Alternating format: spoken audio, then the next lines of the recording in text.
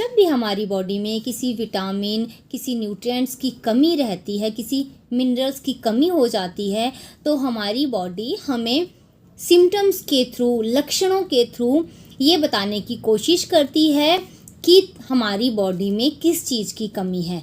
आपको थकान महसूस होती है, हड्डियों में दर्द होता है, मसल्स पेन होता है, बैक पेन होती है और इम्यून सिस्टम वीक हो जाता है, जिसकी वजह से आपको बार बार इन्फेक्शन होता है, बार बार जुकाम होता है। तो हो सकता है आपको विटामिन डी की डेफिशिएंसी हो। नमस्कार, मैं हूं आपके साथ शैली। फार्मा सर्कल चैनल पर आपका बहुत वेलकम करती हूं। आज की वीडियो बहुत ही ज़्यादा इम्पॉर्टेंट होने वाली है। आज की इस वीडियो में हम बात करेंगे विटामिन डी के बारे में।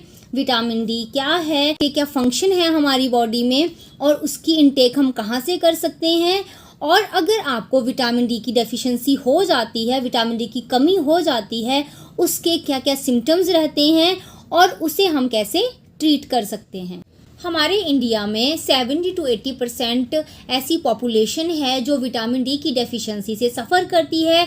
विटामिन डी एक फैट सॉल्युबल विटामिन है और नेचुरली ये हमारे खाने में पाया जाता है। सेकंड, इसे सनलाइट से यूवी रेज इसको बनाने में हेल्प करती हैं। विटामिन डी की 2 फॉर्म्स रहती हैं, vitamin D2 and vitamin D3। जो विटामिन D2 रहता है वो प्लांट्स में पाया जाता है और जो विटामिन D3 रहता है वो हम ह्यूमंस और एनिमल्स में पाया जाता है। विटामिन डी और कैल्शियम में क्या रिलेशन रहता है? विटामिन डी वो कैल्शियम को रेगुलेट और अब्जॉर्व करने का काम करता है। अगर आपकी बॉडी में विटामिन डी की कमी हो जाती है तो कैल्शियम की अब्जॉर्प्शन और उसकी रेगुलेशन में भी कमी आ जाती है, जिसकी वजह से ऑस्टियोपोरोसिस की प्रॉब्लम हो सकती है। बात करेंगे विटामिन डी के फंक्शंस के बारे में। विटामिन डी एक फैट सॉल्युबल विटामिन है। सबसे इम्पॉर्टेंट जो रोल रहता है वो रहता है अब्जॉर्प्शन में। ये हेल्प करते हैं कैल्शियम और फॉस्फेट की अब्जॉर्प्शन में और उन्हें रेगुलेट करने में।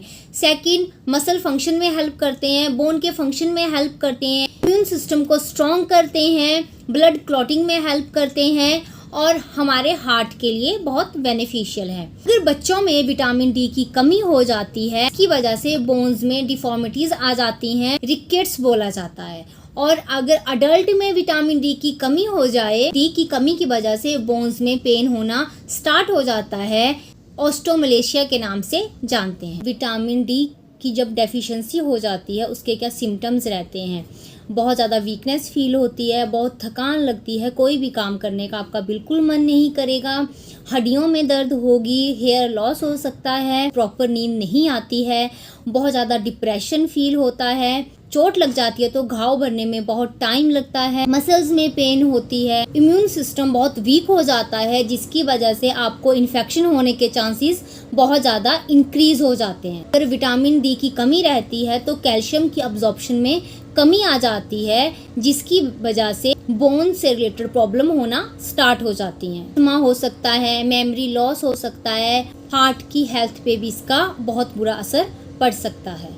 विटामिन डी की जो डेली रिक्वायरमेंट रहती है वो रहती है 600 से लेके 800 इंटरनेशनल यूनिट। विटामिन डी की डेफिशिएंसी है तो आप विटामिन डी और कैल्शियम का टेस्ट करवा सकते हैं। विटामिन डी की जो रेंज रहती है 30 to 50 नैनोग्राम पर मिलीलीटर और कैल्शियम की जो रेंज रहती है 8.9 to 10.1 मिलीग्राम पर डेसीलीटर। विटामिन डी डेफिशिएंसी के ट्रीटमेंट के बारे में सबसे मोस्ट इम्पॉर्टेंट है sunlight exposure.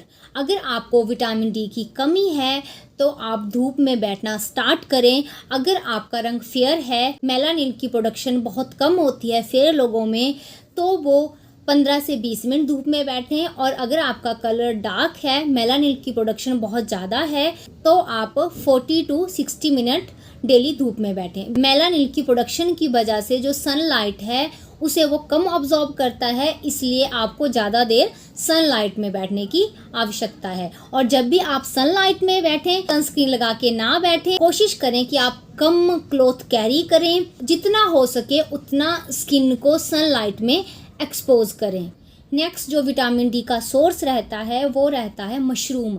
Mushroom mainly vitamin D2 को कंटेन करती है। मशरूम है उसे आप पहले अच्छे से वॉश कर लें और 1 घंटा उसे धूप में रखें उसके बाद ही आप उसको बनाएं और उसका यूज़ करें। बिकॉज़ जो मशरूम है वो एक बंद कमरे में उगाया जाता है, सो अगर आप इसको बनाने से पहले अगर धूप में रखेंगे आपको विटामिन डी बहुत अच्छी मात्रा में से प्राप्त होगा। मिल्क भी विटामिन डी का बहुत अच्छा सोर्स है और इसके साथ आप दही का यूज़ भी कर सकते हैं। अगर आप नॉन वेजिटेरियन हैं तो आप फ़िश का यूज़ कर सकते हैं, एग यॉक का यूज़ कर सकते हैं, चीज़ का यूज़ भी कर सकते हैं। नेक्स्ट हम बात करेंगे विटामिन डी के सप्लीमेंट्स के बारे में। इसके बहुत सारे सप्लीमेंट्स मार्केट में अवेलेबल हैं।